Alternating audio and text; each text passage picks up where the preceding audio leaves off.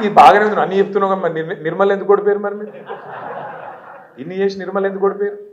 నేను ఏమంటున్నా అంటే ఒక నిమిషం నేను ఏం చెప్తున్నా అంటే మీరు దయచేసి ఒకటి గుర్తుపెట్టుకోండి, నిర్మల్లో కానీ ముదోళ్ళలో కానీ ఇంకొకటి పని అంతటా అయింది, ఫలితాలు కొన్ని చోట్లనే వచ్చినాయి. ఎందుకు అంటే కారణం ఒకటి మనం పెట్టిన అభ్యర్థి మీకు నచ్చక కావచ్చు, లేదా రెండోది మీరు కూడా కొంత నీరసపడ్డారు. ఏమనుకున్నారు, మా ఒక్క ఎమ్మెల్యే ఓడిపోతే ఏమవుతుంది, కేసీఆర్ అయితే గెలుతాడు కదా, ఏం హుషారున్నారు. మా ఒక్కడు వీక్తే ఆయన మాత్రం ముఖ్యమంత్రిగా ఉంటాడు, మా ఒక్కడు కటింగ్ పెడదాం అనుకున్నారు. అట్లా మీ లెక్క చాలా మంది అనుకున్నారు. దాంతో ఏమైంది, మొదటికి మోసం వచ్చింది. అక్కడ లంగలు దొంగలు కూర్చున్నారు. కేసీఆర్ను దొర అని తిడితిరి, ఇప్పుడు దొంగని తీసుకొచ్చి కూర్చోబెడితే ఏం చేద్దాం మరి? ఇంకా 4 ఏళ్ళు భరించాలి. అందుకే మీ అందరితో నా ప్రార్థన ఏంటంటే మనం కేసీఆర్ గారి నాయకత్వంలో 76-77 ఏళ్లలో ఈ భారతదేశంలో ఇంకా కూడా చాలా రాష్ట్రాలు దిక్కుదోసని పరిస్థితులు ఉన్నాయి. ఏం చేయాలో వాళ్ళకి తెలుస్తలేదు, ఇంకా కూడా చక్కగా నడుపుకోలేకపోతున్నారు. కానీ మన రాష్ట్రంలో ప్రజలకు ఏం కావాలి, పల్లె ప్రజలకు ఏం కావాలి, పట్టణ ప్రజలకు ఏం కావాలి, ఒక ఆలోచనతో అర్థవంతంగా అద్భుతంగా చేసుకొని అటు పల్లెలు ఇటు పట్టణాలు రాష్ట్ర సంపద పెంచడం.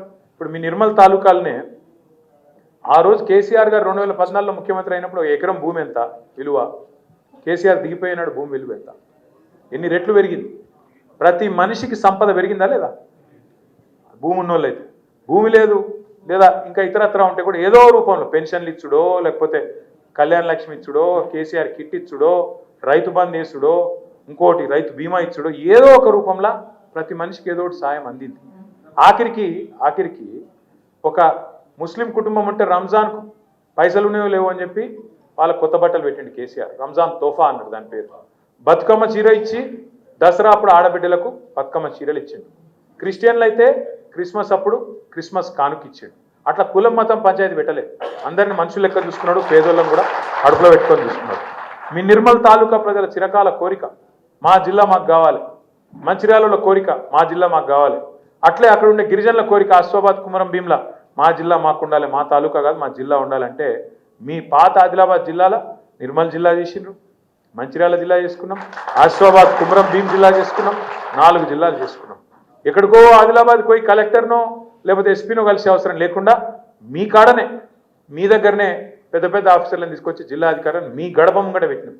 అట్లే జీవితంలో మీరన్నాడు ఊహించుండరు, నిర్మల్ జిల్లా కేంద్రంలో, నిర్మల్ తాలూకా కేంద్రంలో ఒక మెడికల్ కాలేజ్ వస్తుంది, ఒక నర్సింగ్ కాలేజ్ వస్తుంది, మా పిల్లలు మా దగ్గరనే చదువుకుంటారు, డాక్టర్లు అవుతారు అని మీరు అనుకోలే. కానీ చేసిండు కేసీఆర్. తెలంగాణ రాకముందు 5 మెడికల్ కాలేజీలు ఉంటే కేసీఆర్ గారు వచ్చినాక 33 మెడికల్ కాలేజీలు చేసుకున్నాం. భారతదేశంలో ఎక్కడ లేదు. ఇన్ని పనులు చేసి మరి ఎందుకు దెబ్బతిన్నాం? ఇలా అక్కడ బీజేపీ ఎమ్మెల్యేలు ఇటు నిర్మల్లా అటు ముదోల్లో వచ్చారు. ఒకటే ఒక కారణం, ఎందుకంటే మనం కూడా చక్కగా పని చేయలేదు, రకరకాల కోపాలు. ఇప్పుడు మీ ఇంట్లోనే 4-5 మనుషులు ఉంటే సాయంత్రం రాత్రికి ఏం తిందాం, ఏం వండుకుందాం కూర అంటే 4 రకాల అభిప్రాయాలు వస్తాయి. వాళ్ళు వంకాయ తిందామంటారు, ఒకటి చిక్కుడుకాయ తిందామంటాడు, ఒకటి చికెన్ చేయంటాడు, దాంతో ఎందుకు పప్పు పచ్చిపులు చేయను కోలంటారు. 4 రకాల అభిప్రాయాలు ఉంటాయి. ఇంత పెద్ద పార్టీ మనది, 60 లక్షల మంది కార్యకర్తలు ఉన్న పార్టీ, ఇన్ని వేల మంది నాయకులు ఉన్న పార్టీ. ఆన్నో ఇన్నో చిన్న అభిప్రాయ భేదాలు ఉన్నాయా? ఉంటాయి. నాయకత్వ పోటీలు ఉన్నాయా? నాకు టికెట్ కావాలంటే లొల్లి ఉండదా? ఉంటుంది. కానీ వాళ్ళకి ఇస్తే నేను ఇంట్లో వంట, రేపు ఎంపీటీసీ జెడ్పీటీసీలో కూడా గదే అయితే మళ్ళీ ఇట్లే ఉంటుంది మన పరిస్థితి. ఎవరికి టికెట్ ఇచ్చినా, ఎవరికి బొట్టు పెట్టినా మిగతా అందరం ఒకటి కావాలి, ఆయననే క్యాండిడేట్ కాదు నేను క్యాండిడేట్ అన్నట్టు తిరగాలి.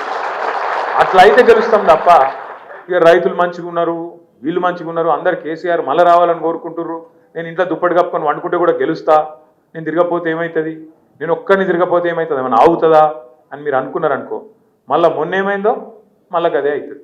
కాబట్టి దయచేసి నేను మిమ్మల్ని కోరేది, మళ్ళీ ఒక్కొక్క ఇటుక పెట్టుకుంటా నిర్మాణం చేసుకుందాం, బ్రహ్మాండంగా ముందుకోదాం.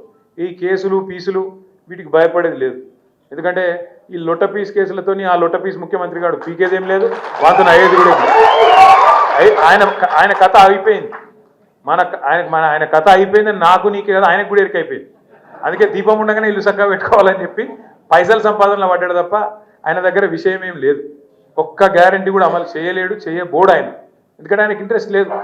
మొత్తం మనం ఆడబిడ్డలు ఎదురు చూస్తాను. ఎప్పుడు చాలు చెప్తాడు 2500 రూపాయలకు.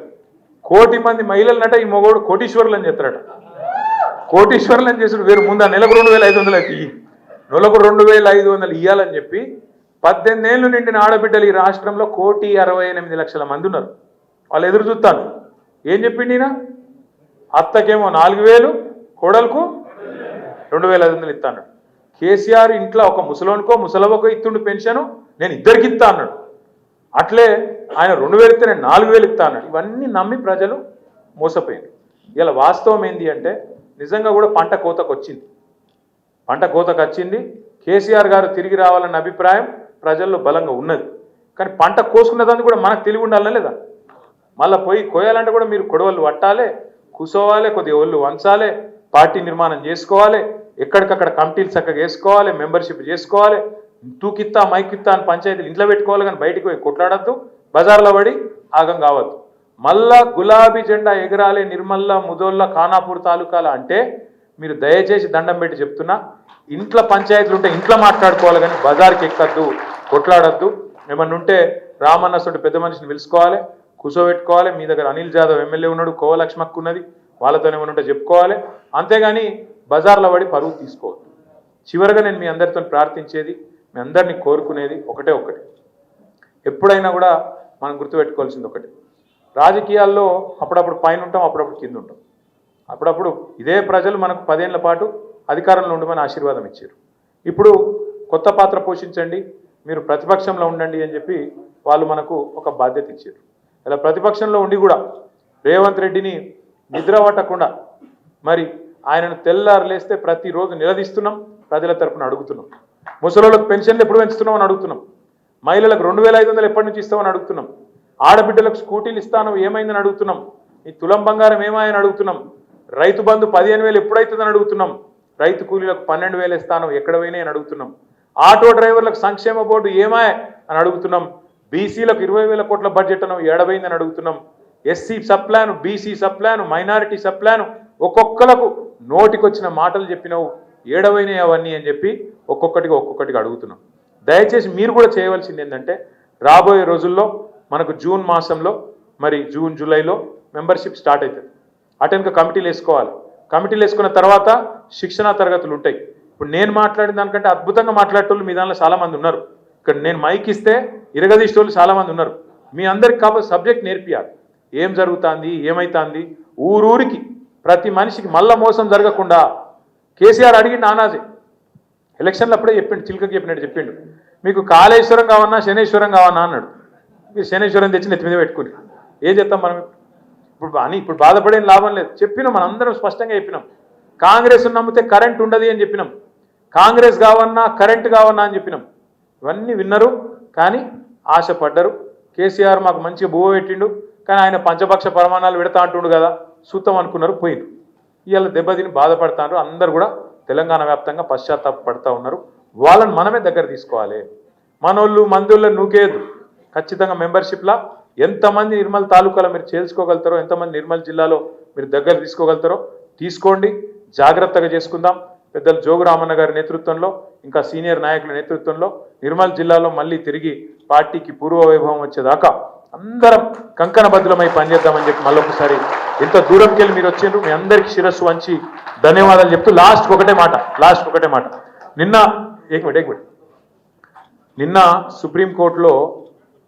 నిన్న సుప్రీంకోర్టులో పాలమూరు రంగారెడ్డి ఎత్తిపోతల పథకం మీద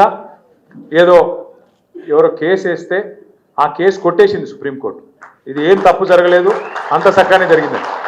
అదే సమయంలో సుప్రీంకోర్టు ఒక మాట అన్నది, కాళేశ్వరం అనేది ఒక ఇంజనీరింగ్ అద్భుతం అనే మాట కూడా సుప్రీంకోర్టు స్వయంగా చెప్పింది. ఎందుకు చెప్తున్నా అంటే ఎవడు ఏమన్నా, ఎవడు కారు కూతలు కూసినా మనం యాద పెట్టుకోవాల్సింది ఒకటే. చిన్నప్పుడే పెద్దోళ్ళు చెప్పారు మనోళ్ళు, నిజం అనేది కడప దాటే లోపల అబద్ధం అంగేసుకుని ఊరంతా తిరిగేస్తుంది. అట్లే ఈ లంగలు వీళ్ళు కాంగ్రెస్ వాళ్ళు. నా డౌట్ అయితే వాళ్ళే గులగొట్టింటారు. ఆ రోజు మేడిగడ్డ దగ్గర కూడా బాంబు గిమ్మ పెట్టి వీడియో ఏదో చేసింటాడు.